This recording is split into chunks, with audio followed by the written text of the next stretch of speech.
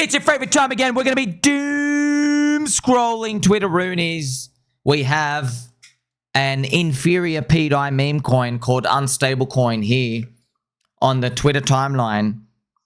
I like his nickname, Full Porter. That's actually funny. Full Porter means it's a full port. It means you just go all in. I love these new terminology, fans. We make so many cool things in crypto. So instead of going all in, you know what? Typing all in is annoying because like the L's and the I's doesn't look good, doesn't hit, but call it a full porter to make it full port. It's actually pretty good. I like that. I think we might start saying it. Let's go full port. Is Unstable getting ready to make a truck U candle? Thank you for your attention to this matter. Unstable.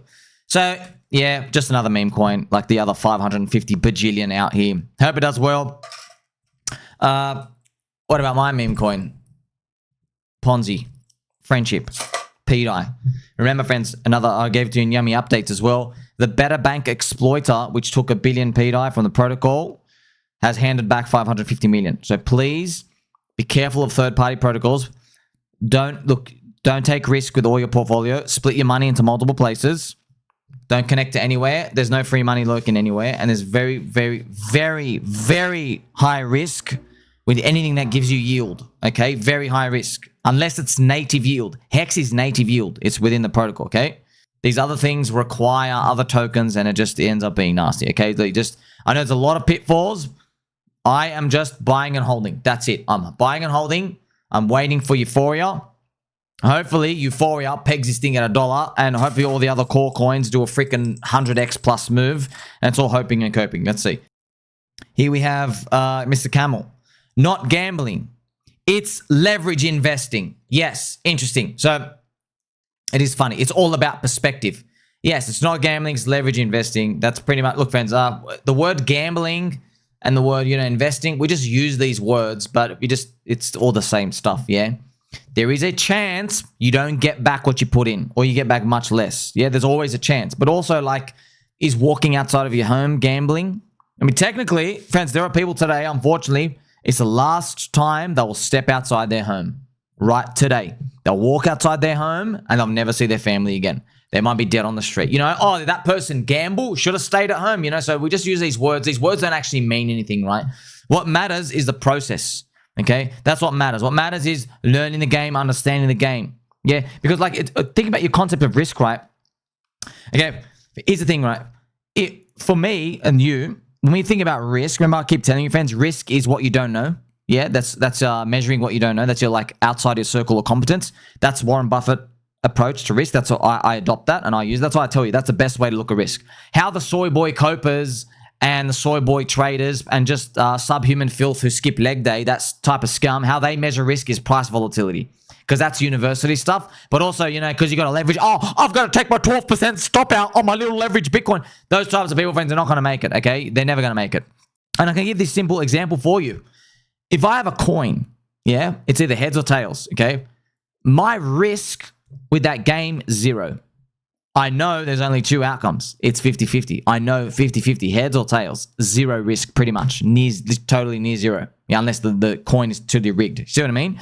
There's no risk there, But a soy boy coper will be like, oh no, your risk is you chose heads, but it came out tails. These people don't know what the hell they're talking about, okay? Friends, there's a reason why they're reduced to, say, anonymous avatars on Twitter, and they're all washed up pieces of trash, and they miss every single big buying opportunity there is. There's a reason for that, okay? It's because they've got the game totally wrong. You know what? We're here 18 hours a day, and we're going to make it. Here we have Marty Farty, Liquidation Levels live. So this is very, very hard to see. There's just all these, order book stuff for all these different tokens. Yeah, you don't need them, man. Things get pulled. They're just trying to show you the price action values. I used to trade off stuff like that. There's nothing there, man. Wow, a lot of cope in this market. Perfect environment for such a token to run. I'm wondering if he's talking about a token called Cope Coin. So very, very, very true. There is a lot of cope. The business cycle's been waiting forever. September 3rd is the new PMI print for US manufacturing PMI, but it's backwards looking. So we've got to watch the Russell 2000, Mr. Racist Russell 2000. That's right, friends. The Russell 2000, yeah, he's really, really racist. And he goes by the nickname of RTY. So if you type in RTY or just type in Russell, remember it's 2 S's and 2 L's, okay? You can put it on a daily chart just so you get an idea of what's going on. It's got to like shoot on through. So that's pretty much, that's like, it's tracking, because that's for, there's no events, there's no free lunch. You don't get to like look at data that says everything's going amazing and the price is really, really down. The data and the prices, they fluctuate. They go together, right? That's why we're taking on like risk, as in like, oh, you don't know what the future holds, right? So when you get in, you're like, oh, I'm assuming things get better. That's why you're here to buy low. Government scum alert. Your friend Sommi actually made this post here. So friends, do you see this thing in the background here? This is an AI scanner. So this is happening in US right now, and it's everywhere. Every country is happening. Okay, so pretty much I've written an alert here. Government scum alert. The US government is using AI scanning technology in police cameras now as a trial. Okay, so they're literally, friends, just copying the China playbook. So yeah, it's all verified, true. It is. They're just doing it, right? They have these scanners out there. They're also going to put them in police cars. So what does it do? It scans. If it scans you, whoever's watching, they check your internet history, network information, your business information. Did you buy or sell a car? Your product reviews on the internet. They get your content of your email, your messages, all your messages, everything. Yeah, WhatsApp, it's not encrypted, okay? Debit cards, credit card status, your age, your gender, your citizenship, biometric information, get your fingerprint, everything. Literally everything, friends. So even more dystopian, they're already using this scanner in major shopping centers around the USA. So they don't tell the customers. They've all been trialing it for years, right? And yes, friends, so it's all going into the Antichrist, Peter Thiel, and his Palanatir AI database. Remember, Palanatir is meant to be like a black box. The government's had it from the Coconut Intelligence Agency. They just put it to private industry. So like, technically, that's why they did it, Fritz. The government had this tech, yeah. They've offloaded it to Peter Thiel. They've let him be the government, basically the government, I don't even know what word to use. The government bootlicker, basically just like an empty, just a demon, soulless entity, whatever he is, an antichrist. They've let him be the poster boy for it, right? Because it's this, we learned this from the UFO world, right? The government, if it's public government stuff, we can request freedom of information. We're allowed to go ask for it, okay? But they put the private stuff, and then they have like a handshake thing, okay? And if you don't agree to the handshake, they'll get the Coconut Intelligence Agency to kill you and install someone who is friends with the government and lets them do whatever they request. So you and I can't request stuff because the companies are private. That's what Palanatir is basically now.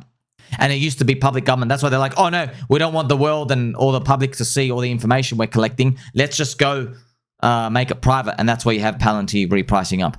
As I said last time, China government is just US government if they stop pretending to lie about privacy and US citizen rights. Yeah, so it happens, friends. Every world government's like this.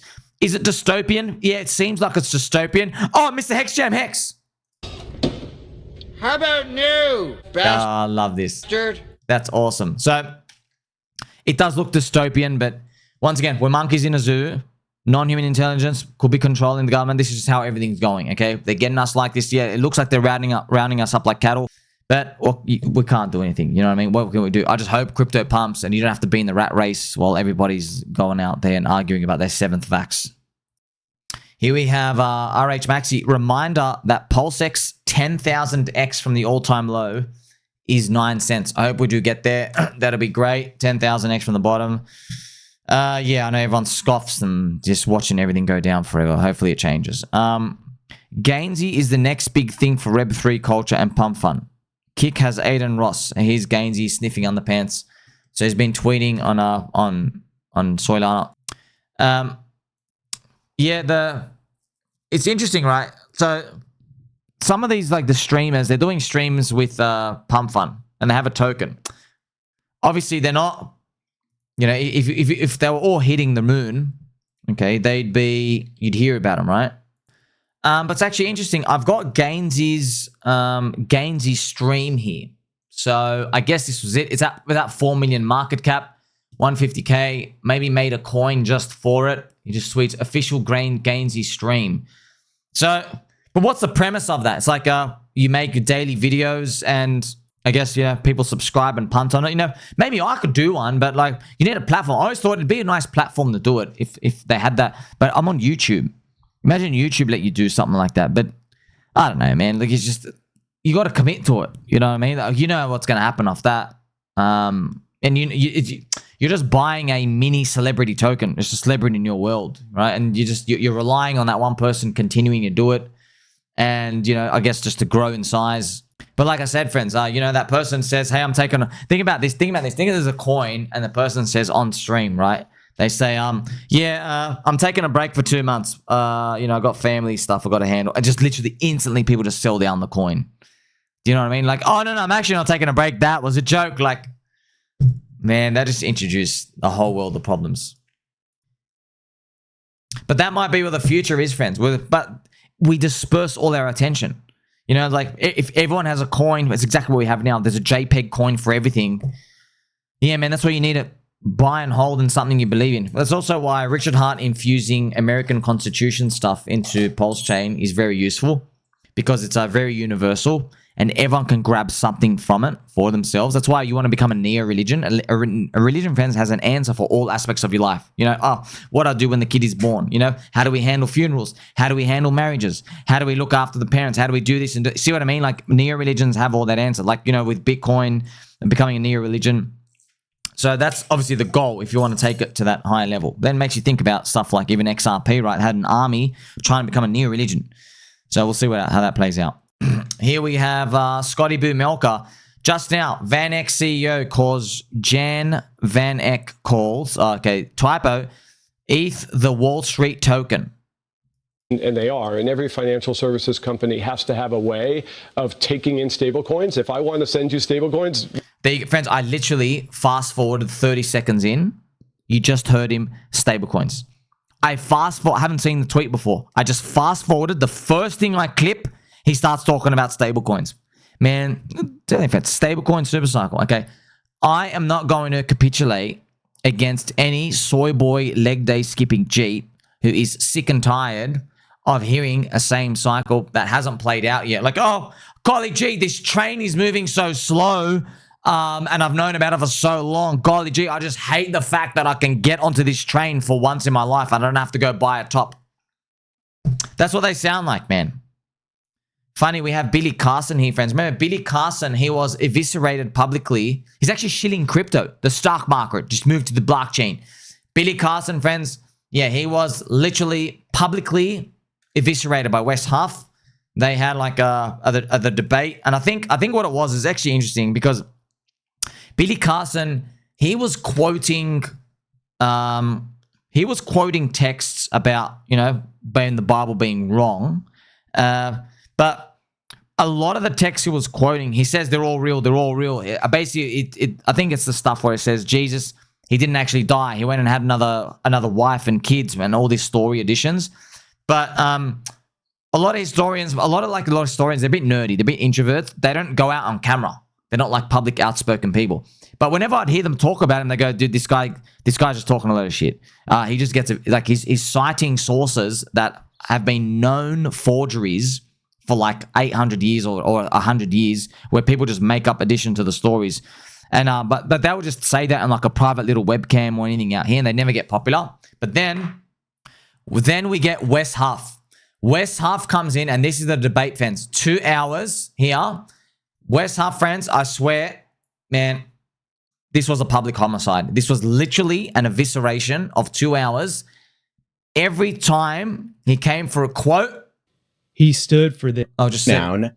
And we can say, oh, sure, that's convenient, maybe, but it is how he has revealed himself to us. And it's not his fault if we abuse that. I mean, we could. Yeah, so basically every time Billy Carson tried to say, oh yeah, I follow like this Bible reading and stuff like here, and he gets all the original sources. He's got them all there. He goes, like, please tell me, what are you actually sourcing? He goes, okay, if you're sourcing that, he knows all the sentences. He goes, if you're sourcing that quote from that thing, that's from a known forgery. That was found, and they actually knows. He goes, oh, that was found in like the basement of an Italian dude, and it was only discovered in like 1912 or something, and there were no previous writings of that anywhere at all, and we actually know the exact sentences they added. So, man, it was just insane to see that. But now he's shilling crypto.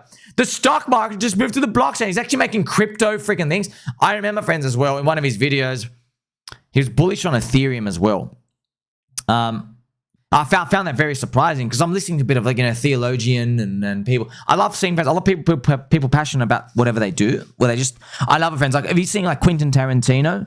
I don't watch movies much, right? Okay, but I watch him. He's like, man, friends, Quentin Tarantino. One thing I remember about him, on a Friday night, maybe you get toey with the boys. Maybe the girls, maybe you'll go maybe watch a chick flick, and maybe you go to the parking lot. Maybe you bitch about that girl at work. You know what I mean? That's a good Friday night for most people. What Quentin Tarantino will do, like, he has a selection of movies, and like how he chooses his movies is like, it's really strange. He's like really in the mood for, I don't know, like, monochrome, grayscale directors from like 1940s. And then like he says he'll watch like three of this director's movies in a row just because he's chosen the videos where he'll make it consistent. Like he's in the mood for like a film style or the actual lens to film. It's really, really particular. And he'll watch them, and like that's like how he enjoys it. And like it's funny, like other people watch a book or read a book or go to the gym or whatever. Us coming on Twitter, he's like, no, I'll go watch a movie. So the way they speak about, I don't know why, man, it's just so contagious. I guess that's what I'm like with crypto, because it's just like 24/7, bang, bang, bang, bang. But the thing is, man, all of those things, they are all like kind of consumption. You know what I mean? They're consumption, as in you absorb stuff and that's it. Okay. Crypto's investment stuff.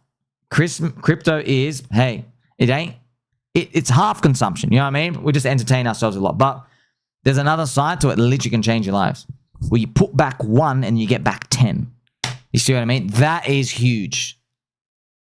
Interesting post from the Smart Ape. Despite criticism, Polkadot remains one of the best performing blockchains when evaluated across global metrics. Polkadot achieves transaction finality. Wow. So they're using these transactions per second. I don't believe in this. I don't think Polkadot has 100,000 transactions per second. We'd be spamming it there. They always dress up these numbers. But Nakamoto coefficient, that's the distribution. Transaction fees. Yeah, the transaction fees are low because no one's using the chain. Okay, we have transaction finality. So let's actually take a look at, friends. So whenever I come across these, remember, I hope it goes up. It's just like, man, friends, they're paying crypto crapo on their balance sheet, bro. They're paying crypto crapo to shield them. He does 1 tweet of the Polkadot chart a month. Okay, friends, he's getting like 3,800 a month for it. Yeah, he's getting like 40 to 50 grand a year just from them to do.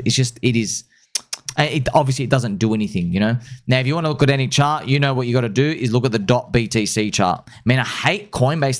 Friends, Coinbase's charts are so disgusting. They always list at the freaking tops. These pieces of trash, this freaking trash exchange. Friends, if you notice, every time you get Coinbase data, it's always down only because they list at the very, very, very end, man. It's so disgusting. You have to go to DOT-BTC. Maybe look at Binance out here. This is, oh my gosh, what an abomination. Oh gosh, yeah, that's it. Launches, goes up. Remember, we had this. This didn't do anything, right? Now it's down 96, 97%. See, the thing is, friends, you might say, well, Hex is down that as much as well, but Hex has been rounding off for a long time, friends. Hex went down here, but it's been rounding off like that for a long time. This thing is still freaking making the sideways thing here. Like, is this what's going to happen? If you're curious as well, if you're holding these, that's how you really want to hold it. If you get a Fibonacci from the top to the bottom, look, and I don't know if this is going to happen. I don't know, okay? So don't quote me. But, these damaged ones, like, you could get maybe maximum here. But this would require Polkadot rallying 15x from today, right? So, unfortunately, a lot of the times with these coins on their BTC ratio, all they can do is get up to here, and they come back down. And if you see, what is that price deviation from today? Let's actually get it. It will be a price of today of about 7x for Polkadot. So you can go look at .USD. Where would a 7 take? I hope it's much higher, man. 7 takes it. There you go, around 28 bucks. Which is funny, friends, because that would be about the 61.8 to 50. This is exactly around the fib here. So, yeah, man, I know it's tough. You might say, hey, Sommi, but, what about PulseChain, all those? Well, the thing is, if you DCA, you help your price. But also, PulseChain wasn't around last cycle. Okay, we're first cycle. Okay, so, and we do have unique edges, I would say. We got the privacy stuff. We have the Liberty Swap stuff. Okay, I've got a video coming out later on, friends. We'll speak more about, there's some question marks with some things. I'm not calling foul play on anything. I'm just telling you later on, don't come to me because you clicked in a protocol and then it ended up doing the better bank exploit thing, okay? That's why I'm just saying I stay away from this. God bless you all. Here we have the Kryptonite show as well. PulseChain rails ramping up. I see some tags here for some coins. Yeah, one of the coins here, I think it's from SoyX. I think what ended up happening is... Now, don't quote me, man. Don't quote me these. I'm just checking it out. But what I saw is... Remember, friends, yesterday I started laughing at PIKAJEW. Okay, the token PIKAJEW, because it just appeared at the top. So apparently, the fire whale, he was buying this up. And then, man... Do you really need me to tell you you're getting rinsed from everyone around you, bro? Do you really need me to tell you? Like, do you need me to tell you that you buying up the coin here and then immediately people you consider your friends dumping the shit out of it? Like, you know what? You can do it. People can do whatever they want. It's their own money, okay? I'll never tell another man, woman, duck or squirrel how to play their own money. I'm confused. I'm like, how many times do we have to go through this? I mean, it happens every single time. Fire whale buys it up. By the way, he's got me blocked. Guess why? Guess why? Because someone sold the low, by the way. Because someone sold the low. By the way, he blocked Dirty Crypto as well. Dirty Crypto's got a post. He showed that he sold 200 million pDAI at the bottom. And then Dirty Crypto made a post saying, hey, I think there's some orchestration with this pDAI thing. I don't think it's actually a scam. And then he was messaged by him saying, this is obviously from Dirty Crypto's post. He says, hey, stop talking about it. And then Dirty Crypto ends up getting blocked. So, yeah, man, it's just like this. But this is the alternative. Like, this is the alternative, friends. So you're telling me, hey, what about these other memes and stuff? Okay, bro. People who are selling the bottom of pDAI are going and launching their own coins, trying to start a big runner and then getting dumped on by their friends. By the way, like, God bless you. Okay, if that's your strategy, okay. You know what I also saw, friends, on the time and sales? Millions of hex quantity were being sold, and I think some solid X to go buy the PIKAJEW, which is literally just proving your friend Sommi thesis correct. Okay, what does that mean? So it's the same network effect. It's the same.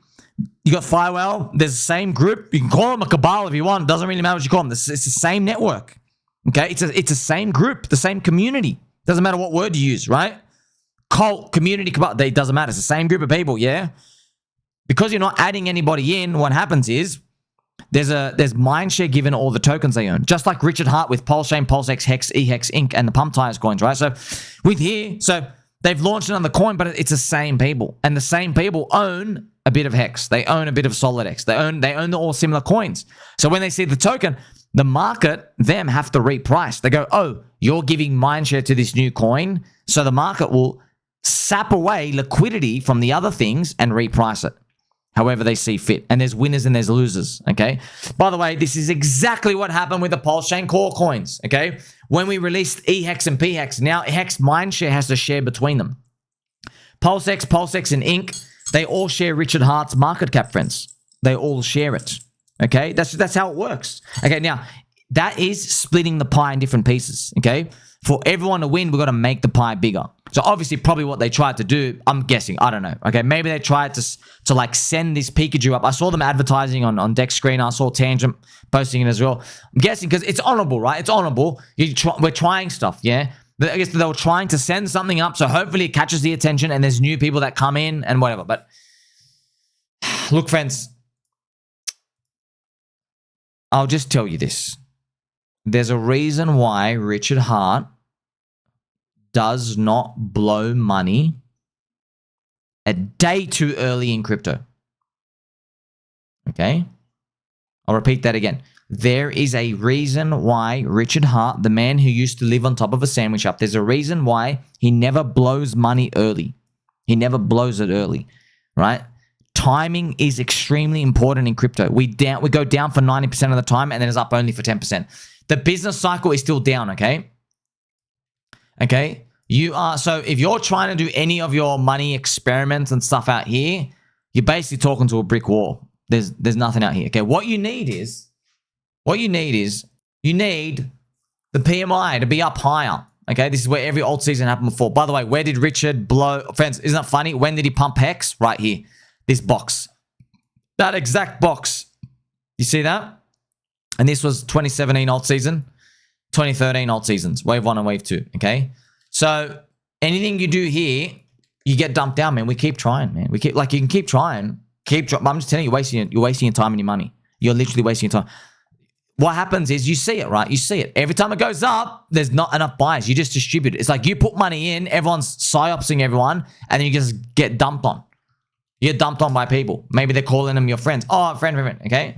Well, look, it won't stop us from trying, but that's what happens. And then when the PMI is up, literally anything you do here is going to be seen as a genius move. Anything. I can easily imagine a world, hopefully PulseChain and all the core coins are pumped up, maybe even pDAI's pinged and ponged around $1. If I just touch any coin, friends, okay, from a public wallet, okay, my public wallet, if I just touch a coin, everyone will be like, ah, and I'm like, ha ha ha, it's so funny, it's so amazing, and everyone's like, yeah, it is so funny and amazing. No, it's a dopamine, man. It's a dopamine. By the way, everything I've described for you, we already saw it with Ansoy. Ansoy, any token he touched on Solana was suddenly amazing. By the way, they're all down, only 99% down now, except pretty much. Okay, but every token he touched, it had the big move but it had enough waves for people early to make money because there were new people coming into soy. Yeah, people were enjoying their soy lattes instead of getting a nice cappuccino. So all those people coming in, yeah, we had soy ETH ratio going up, soy BTC ratio going up. When it's going down, it's chopping the pieces of the pizza all over again, right? That's why, yeah, man, trust me, we really would love if we could add people down here, man. It's literally near impossible, okay? But hopefully, not impossible for long because we have the PulseChain marketing and everything else coming out. Don't forget, it loves you, friends. Like and subscribe. Catch you soon.